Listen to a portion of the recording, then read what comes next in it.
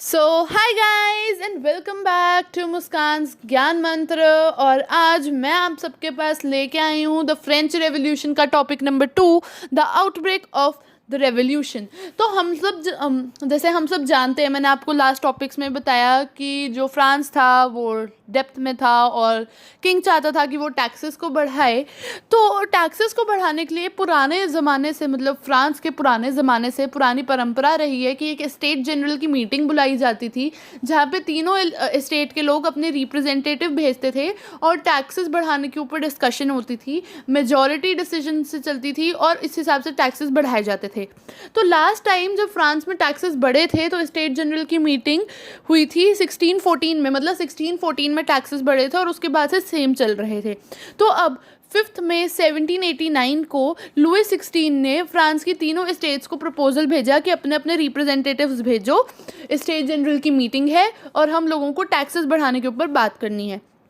तो जो हमारी फर्स्ट स्टेट यानी कि क्लर्जी मैन जो होते हैं उनके 300 मेंबर्स थे, उनके 300 रिप्रेजेंटेटिव्स थे, नोबल्स के भी 300 रिप्रेजेंटेटिव्स थे, और जो हमारी थर्ड स्टेट थी उसके 600 रिप्रेजेंटेटिव्स थे।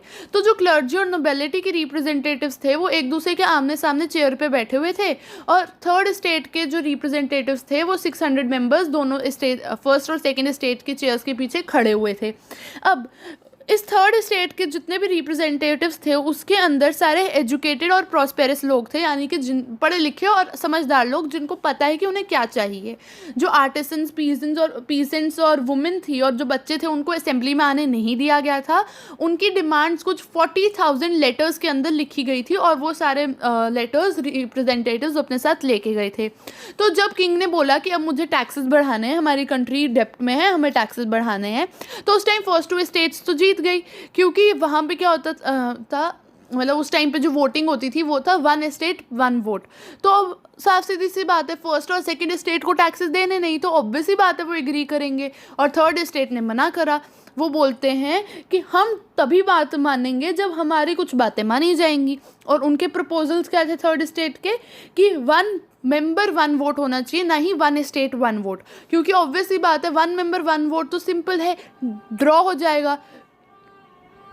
अभी ड्रॉ कैसे होगा, देखो 600 मेंबर्स फर्स्ट और सेकंड स्टेट के लोगों को मिला के होते हैं और 600 मेंबर्स टोटल थर्ड स्टेट के थे, तो ड्रॉ हो जाएगा और कोई म्यूचुअल डिसीजन निकालने के चांसेस बन जाएंगे। पर पहले तो किंग इसी बात पे नहीं माना।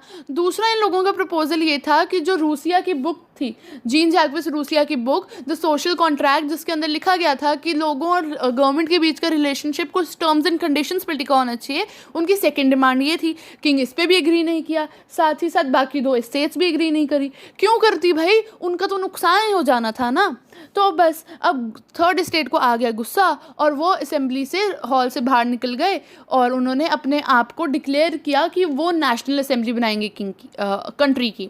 तो वो जो इंडो टेनिस कोर्ट है वर्साइल्स में, वहाँ पर गए और उन्होंने अपने आप को बेसिकली क्या किया, नेशनल असेंबली जो है फ्रांस की वो डिक्लेयर कर दिया। और उन्होंने ये प्लेज ली कि वो तब तक नहीं रुकेंगे जब तक वो फ्रांस का एक अच्छा कॉन्स्टिट्यूशन ड्राफ्ट नहीं कर लेते, और उस कॉन्स्टिट्यूशन के तहत मोनार्क की पावर्स लिमिट हो जाएंगी, क्लर्जी और नोबेलिटी के पास जो प्रिविलेजेस हैं वो लिमिट कर देंगे, ख़त्म कर देंगे, और थर्ड स्टेट को इक्वल राइट्स दिए जाएंगे।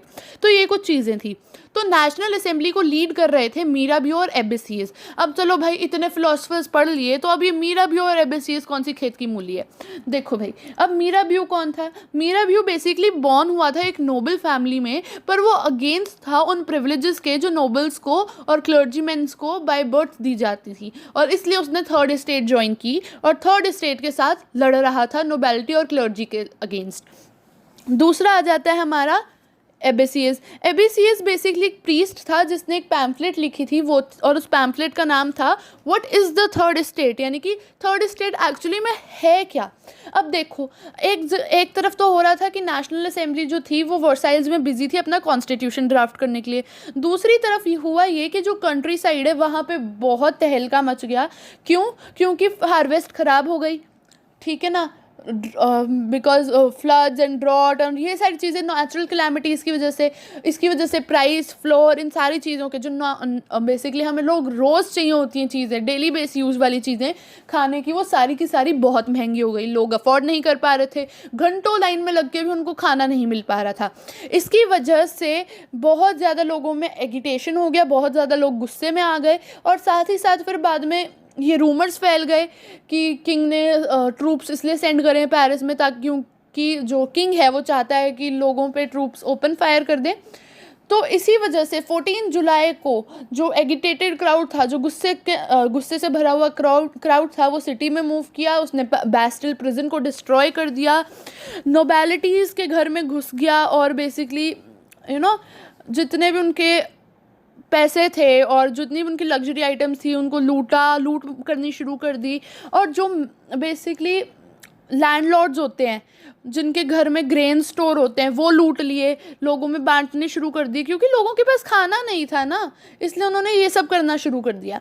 तो ये सारी प्रॉब्लम्स फैल गई एंड मतलब तहलका सा मच गया था फ्रांस में उस टाइम पे।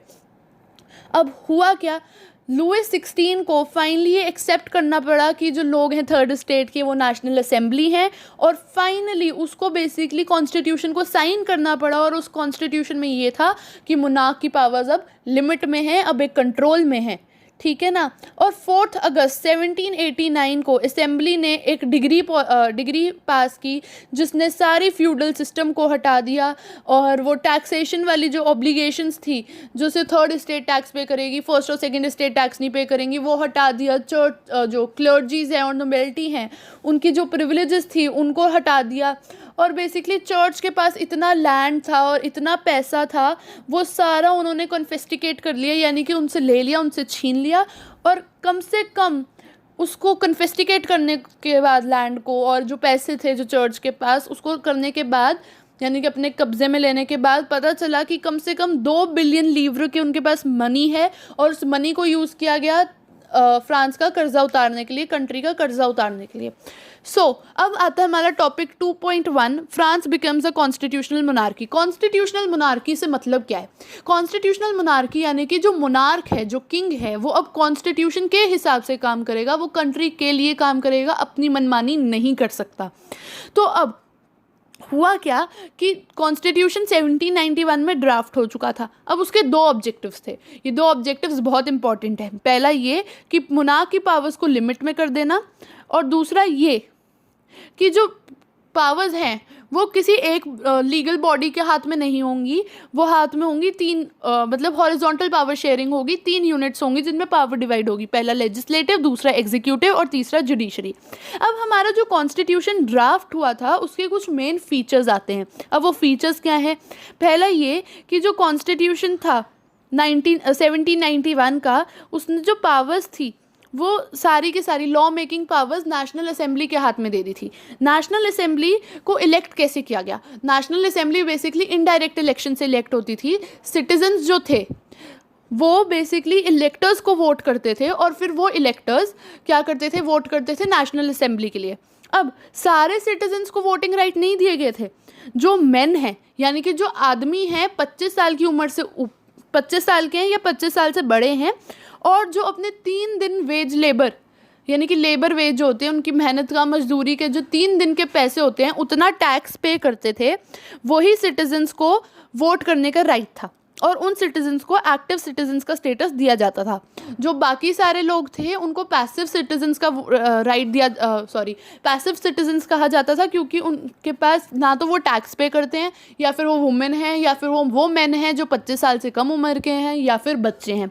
तो अगर किसी को भी इलेक्शंस के लिए वोट करना है, इलेक्टर्स के लिए वोट करना है, तो उसको एक तो 25 साल से बड़ा होना पड़ेगा, दूसरा वो आदमी होना चाहिए, और तीसरी चीज़ ये कि उसको अपनी 3 दिन की मजदूरी के पैसे के बराबर टैक्स देना पड़ेगा, तो ही वो बेसिकली वोटिंग राइट लेगा, उसको वोटिंग राइट मिलेगा, और फिर वो इलेक्टर्स के लिए वोट करेगा।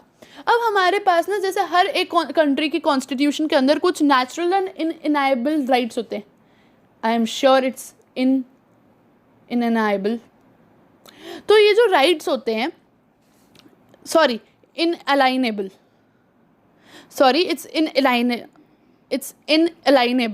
मेरी थोड़ी टंग स्लिप हो जाती है गाइज, माफ़ करना मुझे उसके लिए।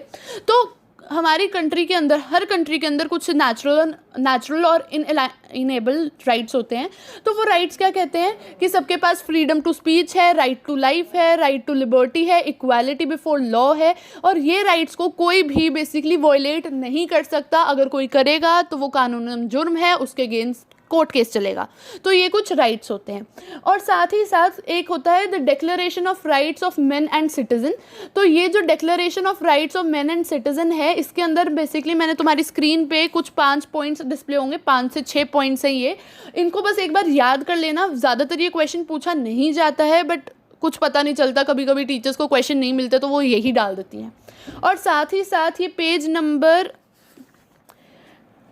whatever this page is, so इस पेज पे सोर्स बी है, तो इस सोर्स बी को भी एक बार पढ़ लेना, क्योंकि टीचर्स का सच्ची कोई भरोसा नहीं है, वो कुछ भी कर सकती हैं, कुछ भी डाल देती हैं, no matter what the thing is. ठीक है ना, तो इसको एक बार पढ़ लेना, ये थोड़ा इंपॉर्टेंट हो सकता है। वैसे ज़्यादातर इसके बारे में, मतलब जब तक मैं पढ़ रही थी तब तक एक बार भी इसके बारे में क्वेश्चन नहीं पूछा गया। तो गाइज़ यही था इस पूरे टॉपिक के अंदर। इस टॉपिक में हमने पढ़ा कि स्टेट जनरल की मीटिंग में क्या हुआ था, जो थर्ड स्टेट थी उनकी डिमांड्स क्या थी, नेशनल असेंबली कैसे बनी, उसको लीड किसने किया, नेशनल असेंबली की डिमांड्स क्या थी। फिर बेसिकली हमने ये भी पढ़ा कि जब पूरी फ्रांस में बगावत शुरू हुई 14 जुलाई को, तो उसके रीजंस क्या थे, वो तो हमने पहले भी पढ़े थे, मैंने इसमें भी बताया है। साथ ही साथ जो कॉन्स्टिट्यूशन बना उसके मेन ऑब्जेक्टिव्स क्या थे, किंग को क्यों मानना पड़ा कॉन्स्टिट्यूशन को और नेशनल असेंबली को। साथ साथ हमने पढ़ा कि वोटिंग कैसे होती थी और कॉन्स्टिट्यूशन के फीचर्स क्या थे। हमने ये भी पढ़ा कि नेचुरल और अलाइनेबल राइट्स क्या हैं, और declaration of rights of man and citizen के बारे में भी मैंने आपको बता दिया। तो यही था इस पूरे चैप्टर में, इस पूरे चैप्टर में नहीं, इस पूरे टॉपिक में। और मुझे उम्मीद है कि आप सबको समझ आया होगा गाइज़। तो अगर आप लोगों को समझ आया है तो सबसे पहली चीज़ सब्सक्राइब करो मेरे चैनल को, लाइक करो इस वीडियो को, और शेयर करो अपने फ्रेंड्स और क्लासमेट्स के साथ, ताकि वो भी समझ पाएँ। और अगर तुम्हारे फ्रेंड्स और क्लासमेट्स को समझ आता है चैप्टर, तो उन्हें बोलो कि वो भी सब्सक्राइब करें, क्योंकि मेरे 98.5% व्यूअर्स ने सब्सक्राइब नहीं किया। यार तुम लोग समझ रहे हो, बड़े सेल्फिश नहीं हो वैसे, समझ के मुझे बेसिकली सब्सक्राइब भी नहीं करके दोगे तो मेरी मेहनत का तो कोई फ़ायदा नहीं गाइस। तो प्लीज़ प्लीज़ प्लीज़ सब्सक्राइब कर दो मेरे चैनल को। और तुम लोगों की डिमांड जब आती हैं तो मुझे बहुत अच्छा लगता है, और मैं बहुत ब्लेस्ड फील करती हूँ कि मैं इस लायक हूँ कि मैं तुम्हारी डिमांड्स पूरी कर सकती हूँ, और तुम लोगों को मेरा पढ़ाया हुआ समझ आ रहा है। तो मैं तुम्हें प्रॉमिस करती हूँ कि 15 से पहले इस पूरे फ्रेंच रेवोल्यूशन के चैप्टर का मैं एंड कर दूँगी। मोस्ट प्रोबेबली कल और परसों में सारी वीडियोस अपलोड हो जाएंगी, ऑलमोस्ट रेडी हैं। साथ ही साथ जो हमारी इंग्लिश की सप्लीमेंट्री रीडर है उसका जो चैप्टर है द एडवेंचर ऑफ टोटो, वो भी मैं रेडी कर रही हूँ, विद इन अ डे और 2 हो जाएगा, तो वो भी जल्दी से अपलोड कर दूंगी। साथ ही साथ द साउंड ऑफ म्यूज़िक का part number 2 the shehnai of Bismillah Khan upload हो चुका है, तो अगर अब तक नहीं देखा तो जाके देखो, और मेरी हर वीडियो को उतना ही प्यार दो जितना तुम पहले देते आ रहे हो मेरी वीडियोज़ को। तब तक के लिए bye bye, see you later. और हाँ, कोई भी डाउट हो तो कमेंट करना मत भूलना, और जाने से पहले लाइक शेयर और सब्सक्राइब, ये 3 चीज़ें करना मत भूलना। तब तक के लिए bye bye, see you soon.